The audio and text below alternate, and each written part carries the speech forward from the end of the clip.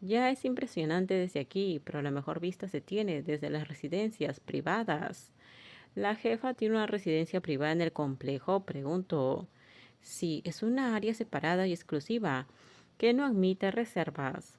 Al ser hija del propietario de Guatín, Apo no solo tenía una casa de vacaciones en el resort, sino que probablemente podría expandir el negocio con facilidad. Sin embargo, no era momento de envidiar la riqueza de Apo. La sabía que si quería mejorar, debía centrarse en sus responsabilidades.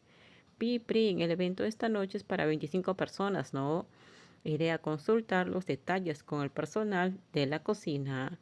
Sí, pero que preparen algo extra por si acaso. Entendido, lo haré y volveré a ayudar. Me preocupa que llueva hoy, el cielo está muy nublado. Tienes razón, si llueve será un problema para el evento al aire libre. Avise al equipo del evento en interiores para que tengan la sala lista en caso de que necesitemos cambiar los planes a último momento. La recibió las instrucciones y se puso a cumplir con sus tareas. Prin conocía muy bien los planes de Apple, pues había trabajado con ella durante años y podía manejar situaciones inesperadas con facilidad. Mientras estaban trabajando, la no pudo evitar sonreír al recordar la mañana.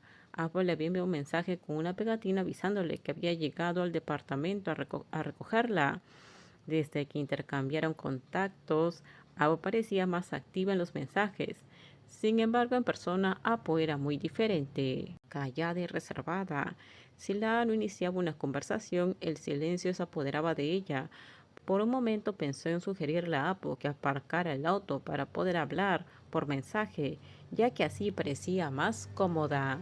No, nada, no hubo tiempo, está lloviendo a cántaros, parece que se avistó una tormenta. Piprín, ¿tienes un paraguas? Olvidé algo afuera. Déjalo para más tarde, cuando deje de llover. El viento está muy fuerte. Está bien, será algo rápido, vuelvo enseguida. Prin intentó llamar a Lada, pero ésta corrió bajo la lluvia para recuperar lo que había olvidado. Sin embargo, antes de que pudiera alcanzarla, Apo apareció, tras terminar sus reuniones. Jefa, está lloviendo. Creo que tendremos que trasladar el evento al interior.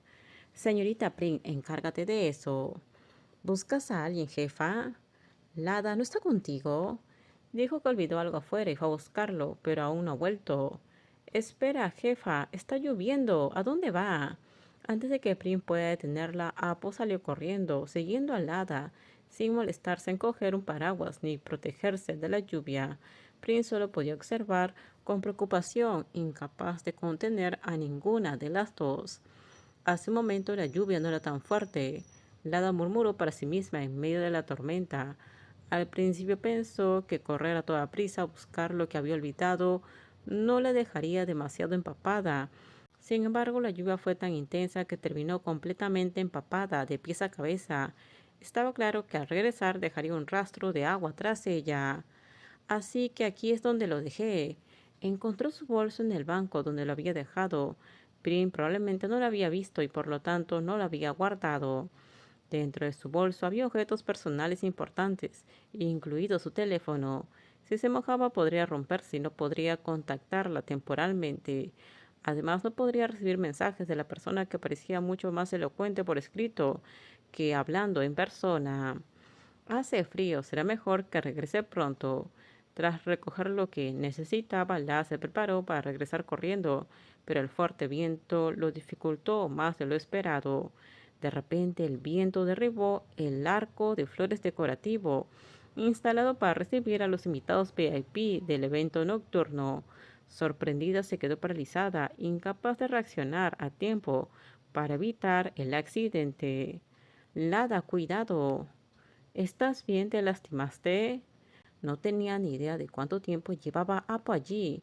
No tenía ni idea de cómo Apo logró salvarla justo a tiempo, casi como una heroína. El arco de flores cayó tan cerca que si Apo no hubiera actuado, Lada podría haber resultado gravemente herida. Por favor, respóndeme, no te quedes ahí en silencio. Estoy bien, respondió. La voz de Lada era débil e inestable, apenas audible por encima del sonido de la lluvia. Aún conmocionada por el accidente y la inesperada cercanía de Apo, se dio cuenta de que sus gafas se habían caído al suelo y estaban dañadas. Aún así, Apo parecía más preocupada por ella que por sus propias gafas. Qué imprudente al salir corriendo bajo la lluvia de esta manera. Lo siento. Volvamos adentro antes de que te resfríes. Ya te dije que no te estoy regañando. Deja de disculparte. Apo miró al hada bajo la lluvia a pesar de la dificultad de ver sin sus gafas. Al notar que la blusa blanca de gasa del hada estaba completamente empapada, Apo se quitó la chaqueta, también mojada, y se la dio al hada sobre los hombros. No era mucho, pero era lo mejor que podía hacer en ese momento. Usa esto, dijo. ¿Puedo quedarme así un momento? Solo por un rato, por favor. Lada miró a Apo, quien permanecía inmóvil con los brazos a los costados, claramente sorprendida por la repentina iniciativa de Lada. Sin previo aviso, Lada la abrazó, allí mismo en medio de la lluvia. En lugar de correr a refugiarse, quiso quedarse solo un poco más, hasta que pudiera comprender los sentimientos que se negaba a aceptar. Terminamos. Déjenme sus comentarios ustedes qué opinan sobre este spoiler. Por favor, si gustó el video, dale me gusta, suscríbanse. Bye bye.